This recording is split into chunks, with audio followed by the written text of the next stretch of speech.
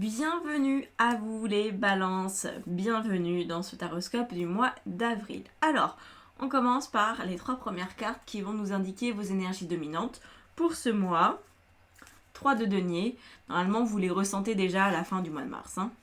6 de coupe, d'accord, et un 5 de bâton. Ok. Alors, on est sur des aspects plutôt mineurs, mais qui sont quand même assez importants parce qu'on voit qu'il y a beaucoup de réflexion, il y a beaucoup de recherche là chez vous. Le 3 de denier, en fait, non, je peux pas les interpréter de manière séparée, ça va vraiment tout ensemble. En fait, ce que vous voulez, c'est avoir des amis, apparemment.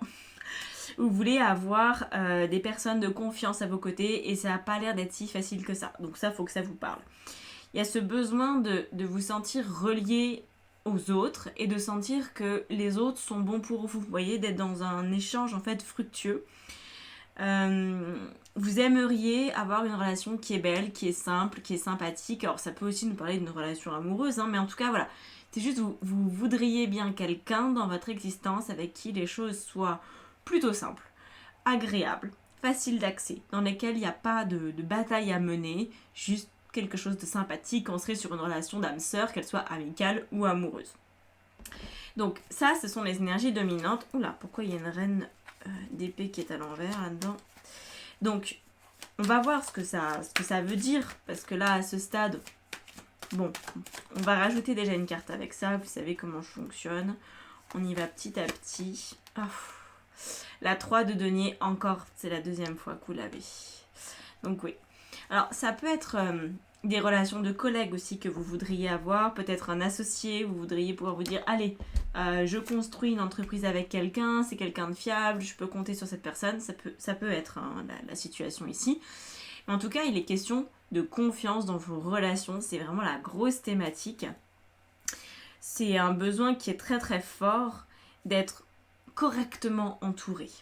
Donc peut-être que vous avez envie, dès le début là, du mois d'avril, de réseauter, d'aller dans des rencontres, d'aller dans des meetings, de plus parler aux gens de manière plus spontanée.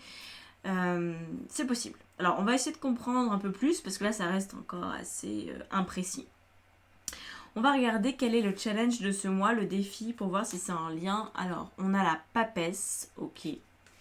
Alors, ça peut être en lien, mais pas de manière systématique. On va ajouter la carte qui va nous permettre de savoir vraiment ce qu'il en est.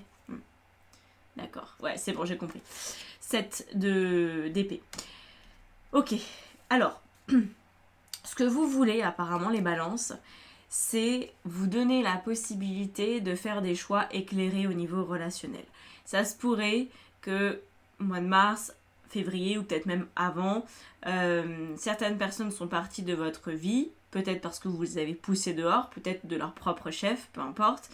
Ce qui peut être important à souligner ici, c'est qu'en fait, vous avez eu l'impression de tomber des nues, vous avez eu l'impression peut-être de découvrir que l'autre n'était pas fiable. Oh bah tiens, je m'y attendais pas.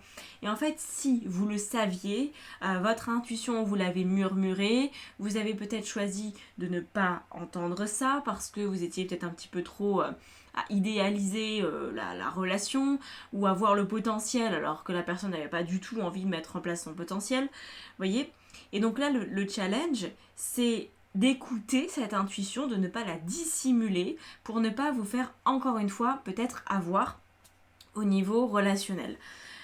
Donc ça c'est un défi, c'est clair, mais c'est pas le défi le plus compliqué du siècle parce que ça sous-entend que votre intuition elle fonctionne déjà de base, elle a déjà cherché à vous donner les bons messages pour peut-être ne pas aller dans une direction ou dans une autre, et là vous l'avez pas suivi avant, mais je pense que vous allez maintenant pouvoir le faire. Donc la seule chose qu'il faut pouvoir repérer, c'est qu'est-ce qui pourrait, encore aujourd'hui peut-être, encore pour ce mois d'avril, qu'est-ce qui pourrait vous pousser à ne pas donner de crédit à votre intuition. Malgré toute votre expérience, malgré peut-être plusieurs déconvenus, qu'est-ce qui pourrait encore avoir du poids? Par exemple, je prends un exemple très bateau, très classique, mais ça peut peut-être vous concerner. Quand on est dépendant affectif, même si notre intuition nous dit ce mec-là, cette nana-là, mais barre-toi le plus vite possible parce que ça pue, et ben on y va quand même. voilà, la dépendance affective fait faire le contraire de ce que l'intuition dit, parce qu'en fait, ce sont des personnes qui veulent juste avoir de l'attention, qui veulent juste être aimées, qui veulent juste exister dans la vie de quelqu'un. Et donc, si on est dans ce cas de figure, on sait qu'on ne doit pas y aller, mais on y va quand même. Vous voyez, donc c'est vraiment l'auto-sabotage le plus classique qui peut arriver. Mais il y a aussi d'autres choses. Parfois, c'est vraiment qu'on est seul, absolument seul. On rencontre quelqu'un, on se dit « Ah tiens, ça fait longtemps que j'ai pas rencontré un ami. Je vais donner de la place à cette personne parce que j'en ai pas d'autres. » Donc, autant commencer avec quelqu'un, puis on va bien voir où ça nous mène. Mais si dès le début, vous avez l'intuition que cette amitié, elle va vous faire du mal, n'y allez pas, même si vous êtes seul. Voyez ? Donc ça, c'est des mécanismes qu'il faut pouvoir identifier pour vraiment vérifier que vous n'avez pas une tendance à manquer d'écoute. Voilà, manquer d'écoute envers vous-même, bien sûr, j'entends. Alors, qu'est-ce qui va vous aider à faire de la place à cette intuition ? Le 5 de denier. Ah. Le 5 de denier, c'est tout ce que vous avez perdu, en fait. C'est tout ce que vous avez perdu avant. Et le battleur. Voilà. Donc ça, c'est positif, parce que ça veut dire que vous avez perdu gros avant. Et que là, ce qui vous aide, c'est de vous en rappeler pour faire autrement. Le battleur, c'est celui qui vient commencer un nouveau cycle. C'est celui qui se dit, j'ai déjà testé de telle et telle manière, là je vais faire autrement parce qu'en fait, à chaque fois ça m'a fait mal, donc je vais pas recommencer quand même encore et encore les mêmes erreurs. À un moment donné, on s'arrête. C'est important. Le 5 de denier nous montre que ça a pu être des pertes, mais qui étaient bien au-delà des pertes émotionnelles. Par exemple, vous avez peut-être fait une association malheureuse au niveau professionnel. Vous avez pu vous associer, créer une entreprise avec quelqu'un qui vous l'a mis à l'envers et qui vous a piqué votre clientèle, votre argent, votre business, votre idée. Ça peut être aussi un mariage qui a tourné en divorce et puis vous avez perdu la maison de vos rêves que vous aviez achetée pourtant en commun, mais bon le divorce fait que vous avez dû quitter cette maison. Vous voyez ? Pour moi, il y a eu des pertes financières, matérielles. Ça vous a coûté. Et donc, il faut pouvoir se souvenir des conséquences. Parce qu'on pourrait croire qu'on ne prend pas toujours de risques en s'engageant avec quelqu'un tant qu'on n'est pas marié, tant qu'on n'a pas contracté quelque chose ensemble, tant qu'on ne travaille pas ensemble, tant qu'on n'est pas marié, tant qu'on n'est pas pacsé. On pourrait se dire c'est pas si grave. Mais en fait, si, parce que déjà, ça envoie un signal à votre estime de vous qui est catastrophique parce que c'est très très difficile après de faire confiance à une intuition à notre intuition de manière générale quand on l'écoute pas pour des choses comme ça. Vous pourriez vraiment avoir une estime de vous qui diminue drastiquement parce que moins on s'écoute, moins on peut se faire confiance. Ok, donc ça c'est déjà une problématique importante.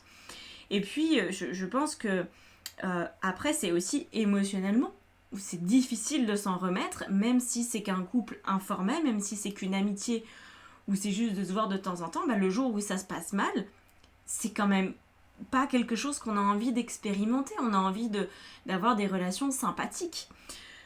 Donc là, on vous dit, faites attention où vous mettez les pieds. Ça veut pas du tout dire qu'il y a une personne qui va venir à vous qui sera mauvaise pour vous. Pas du tout. Ça veut pas dire méfiez-vous. Ça veut dire méfiez-vous de vous. Pas de l'autre.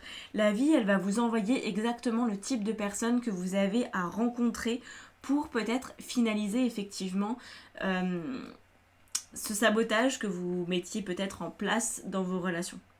Maintenant, je pense que vous avez conscience de ce que vous avez vécu, vous avez conscience que vous ne voulez plus y retourner, donc maîtrisez-vous pour faire le bon choix et juste d'écouter votre intuition. Franchement, c'est pas le truc le plus compliqué du siècle, parce qu'il y a du vécu. Quand c'est compliqué, c'est qu'on n'a jamais eu l'occasion de comprendre notre intuition. Mais quand on a réussi à piger un peu comment ça marchait et quand on a compris que le ressenti qu'on avait vis-à-vis de quelqu'un, c'était juste et qu'on pouvait quand même lui accorder un peu de confiance parce qu'avec le recul, si on s'était écouté, on n'aurait pas vécu des choses très désagréables. Voilà, votre vécu est une farce, ok ? C'est à partir de ça que vous allez pouvoir agir autrement. Vous n'êtes pas né de la dernière pluie. Donc servez-vous de votre expérience. Alors qu'est-ce qu'on a justement au niveau relationnel ? on a l'ermite. Voilà, c'est un peu l'adage, mieux vaut être seul que mal accompagné. Il y a un besoin de prise de recul, vous voyez, quand on entre en relation, ouais, et l'as de coupe. Donc ça, c'est très positif.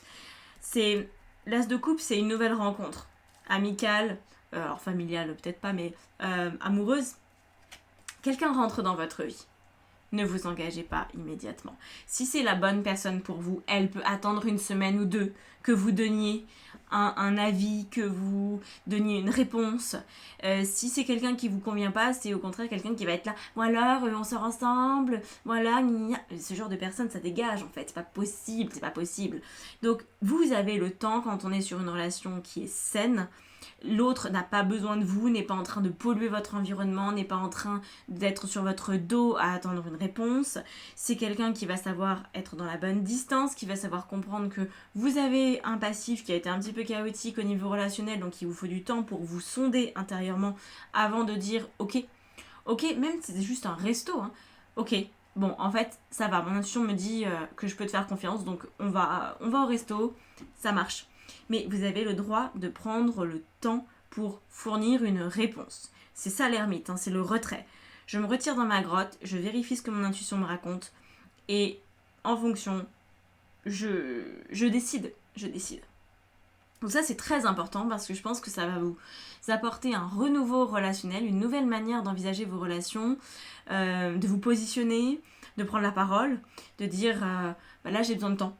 Merci pour ta proposition, mais je veux juste vérifier que ça me convient parce que j'ai suffisamment souffert, donc si je me réengage, même juste pour un dîner, je veux plus avoir de déconvenues aussi dramatiques que ce que j'ai vécu, donc voilà, je veux être un peu sûre de moi, faut que je prenne soin de moi, ok ? Et ça c'est complètement entendable dans une relation qui est saine, il n'y a aucun problème. Si l'autre vous fait une scène, c'est que cette personne doit dégager de votre existence. Il faut être très clair là-dessus, très très clair. Les relations saines sont complètement possibles. Dès l'instant que vous vous positionnez, de toute façon, vous allez trouver des relations saines. C'est aussi la clé du succès pour attirer les bonnes personnes.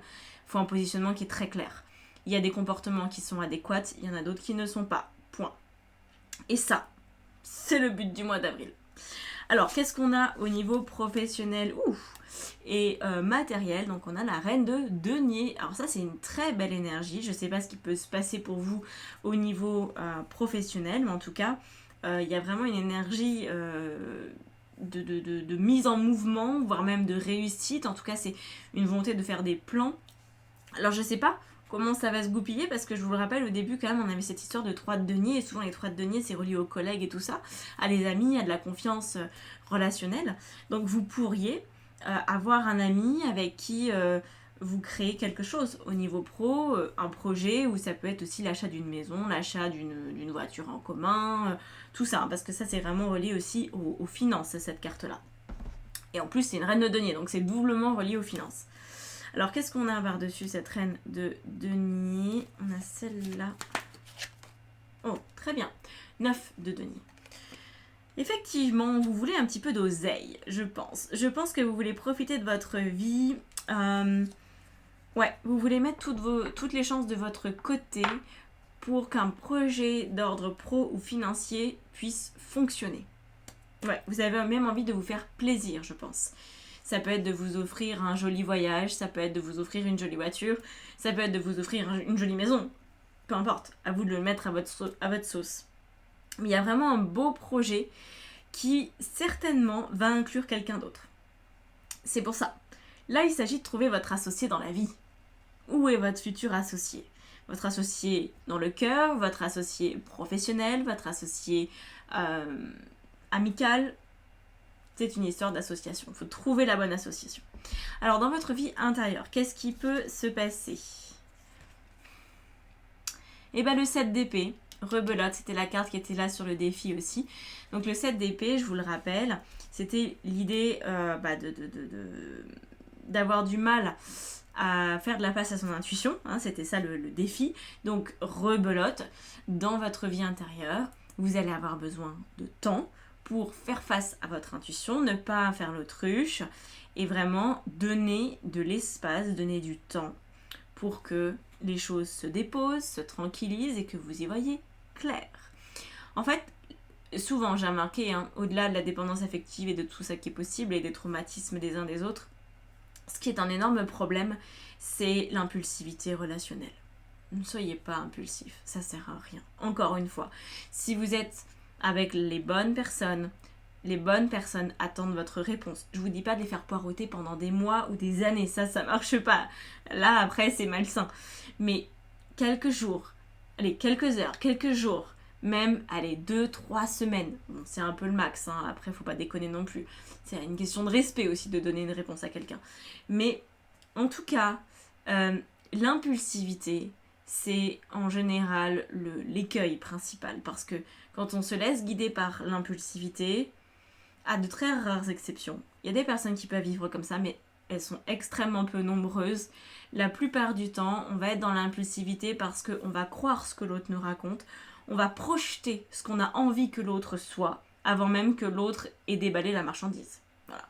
On va se dire, ça c'est quelqu'un de super, parce que cette personne elle travaille comme ci, elle travaille comme ça, parce qu'elle s'exprime de telle et telle manière, et on va fomenter une projection, là on va se faire un film, voilà, et ça va devenir génial.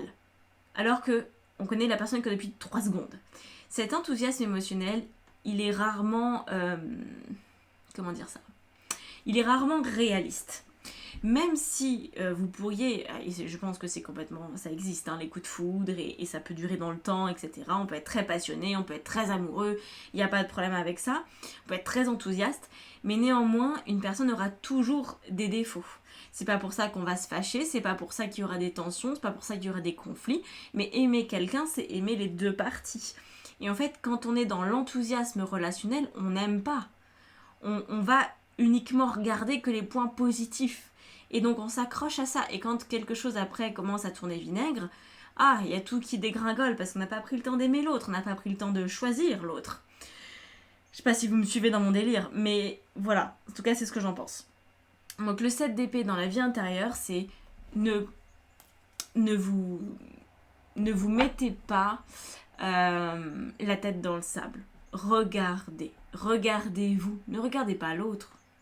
L'autre, il aura toujours besoin de faire ses preuves. L'autre, voilà. Et puis, je vous le rappelle, l'amour est toujours conditionnel. N'en déplaise à certains, l'amour est toujours conditionnel. Même, je pense, avec les enfants. C'est moins vrai avec ses propres enfants, mais ça l'est quand même. Si votre conjoint, par exemple, tue quelqu'un, est-ce que vous allez toujours réussir à l'aimer ? Vous voyez, c'est conditionnel. Donc là, c'est aussi ça. C'est à quelles conditions, ok, cette personne me plaît, mais à quelles conditions cette relation peut vraiment exister ? Qu'est-ce qu'il faut pour que ça dure ? Et est-ce que cette personne semble avoir les qualités pour que ça dure ? C'est ces questions-là qu'il faut pouvoir vous poser tranquillement. 6 de denier. Ouais.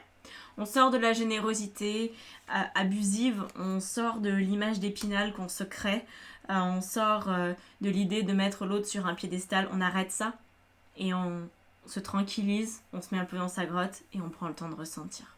Ok ? Si vous faites ça, beau programme quand même, qu'est-ce qui se passe à la fin du mois ? Magnifique. 6 de bâton. Donc là, ça veut dire que vous allez réussir quelque chose. Et ce que vous allez réussir apparemment, c'est de mettre en action votre intuition. Une fois que vous aurez saisi ce que votre intuition souhaite vous donner comme info, vous allez pouvoir prendre la décision, vous allez pouvoir l'acter, vous allez rappeler cette personne et vous allez dire ok pour le dîner ou non pour le dîner. C'est ça la mise en action. Mais ça sera une mise en action qui sera consciente en fait. Et peut-être que ça va être très très très différent de ce que vous avez pu faire jusqu'à présent. Oui, très bien. 4 de denier. C'est pas une carte que j'apprécie beaucoup d'habitude parce que c'est la carte qui est reliée à l'avarice. Sauf que là, c'est la carte qui est reliée à la mise en sécurité. Vous voyez ? C'est comme quand on attaque une machine. Enfin, quand il y a un malware, un virus dans une machine, elle va se mettre en sécurité si le système de sécurité est suffisant. Et bien vous, c'est un peu pareil. C'est-à-dire que vous allez vous mettre en sécurité, vous allez empêcher l'autre de vous faire du mal. C'est ça qui est important. C'est de savoir poser ses limites, de savoir poser son territoire, d'empêcher l'autre de vous nuire. Et donc de permettre aux bonnes personnes de prendre soin de vous. C'est aussi dans ce sens-là. Parce que forcément, quand on sait empêcher une mauvaise personne de nous nuire, on va aussi savoir beaucoup plus facilement donner de la place aux personnes qui vont beaucoup vous apporter. Voilà. Ben écoutez, je sais pas trop ce que ça vous aura inspiré tout ça. N'hésitez pas à me dire en commentaire. Je vous laisse là-dessus. Prenez grand soin de vous. Si vous voulez travailler avec moi en coaching, en formation tarot, en guidance évidemment, en atelier, tout est dans la barre d'infos en dessous de la vidéo. Je vous laisse checker tout ça. Et je vous dis à bientôt. Prenez soin de vous. Ciao, ciao.